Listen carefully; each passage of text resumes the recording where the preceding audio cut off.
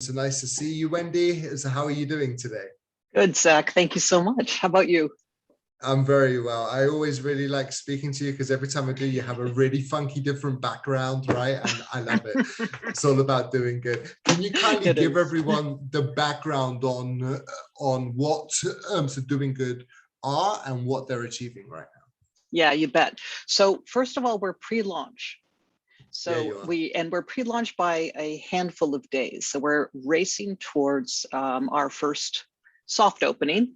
And Doing Good is an NFT ecosystem that's focused on inspiring creativity, human connection, and positive impact.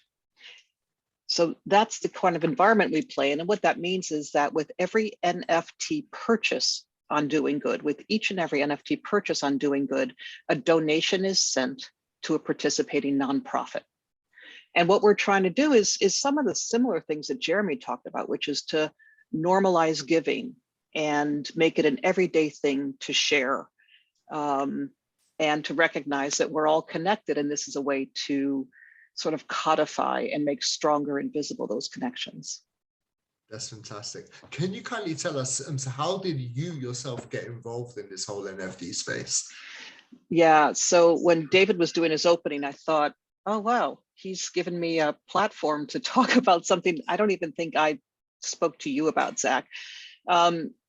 So I'm not one of the founders of the company, but I'm one of the people who is bringing the vision of Doing Good to life. And I'm doing that from the perspective of running the team that recruits the nonprofits into the Doing Good ecosystem. And what that means also is helping increase the adoption of crypto and the knowledge about blockchain and NFTs to an audience that's fairly traditional. And that's, of course, where I found myself for decades. My entire career has been working for what we used to call blue chip companies, Fortune 500s, selling media and advertising. And in the last 15 years, working with top teams in these organizations to improve leadership development and performance and organizational change. And I think what David said in his opening resonated for me in a way that I didn't plan on discussing today, but it was, one can decide whether or not I had a successful career, but it was in no small part driven by fear. And it was driven by fear of success, fear of failure, fear of standing out too much, fear of not standing out enough, fear of, everything. But fear does drive a lot of performance. And you might look at my CV and say, oh yeah, I can see lots of performance in there. And what you can't see in there is that many of those decisions were made defensively. This sort of big business career, kind of the most recent chapter, came to an end with the first day of COVID, in essence, 28 February 2020. And I left that last big business and decided that as have many people, like, I just got to figure this out a little bit better. And I decided to start volunteering for 12, 15 projects. And I did that for 5 or 6 months. And the one I found most compelling, some of them were in traditional areas, others were in brand new areas, was working with one of my now founders, Manu Al-Zuru. And it was his vision and his understanding. He spoke about blockchain and the ethos of crypto, and as Arthur said, the truth about the best of it, before it was really there to be codified into business.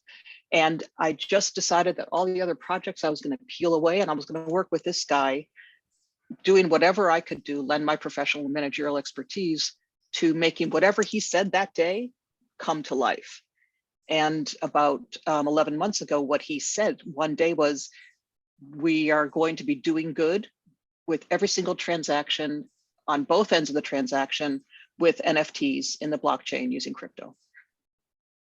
That's beautiful. I really appreciate you sharing that, for sure. Could you give us some advice to the audience who could be interested in getting involved in the NFT space, but they're still treading the waters right now? What would you say to them? Sure. So in some respects, the stakes have never been lower to leave a career, because there is the great resignation going on. And there's almost an acceptance that people are going to be looking into new jobs. So the advice is to try something. Kind of as Jeremy said, like go into a Telegram group, go into a Discord group, take a micro course, spend some time on some of the NFT marketplaces and spend some time on the metaverse. Buy a little tiny piece of crypto and just get a feel for the vibe. One of the things that's really intriguing is when you do enter any place and you say, I'm new here, this is kind of what I do. Could there be a place for me? Is there anything I can learn from you? People are incredibly generous with their learning. So really the thing is just to take these mini steps, volunteer someplace like I did, maybe. It's a pretty common thing in our environment that volunteers can sort of get a vibe on the place. And then the people who work there can also get a vibe on you and decide like, yeah, I love what you're doing. I love the way you do it. Let's work together. That was fantastic. Thank you so much. Is there any other information that you would like to share before we end our lovely conversation today? That's a very, very generous question to ask. It's very kind. I think, Zach, the thing I would put out there is as a non-founder, as somebody who's very happy to help other people's visions come to life and make them real. I'd say one of the things for someone like me who comes from a more traditional and institutional background is that both the way I work and the how I work has fundamentally changed working with DoinGud and in the NFT and blockchain environment. That there's I think I had that one sentence that Arthur said, that to keep the truth about it, the DNA is a very cool place to work. One of the things I was afraid of was being too generous, too open, too mentoring in the old world. And here, all that stuff has a natural home and is completely welcome. That was beautiful. Thank you so much for your time today, Wendy. And if anybody would like to get in contact with yourself or with DoinGud Company, the links are in the description below.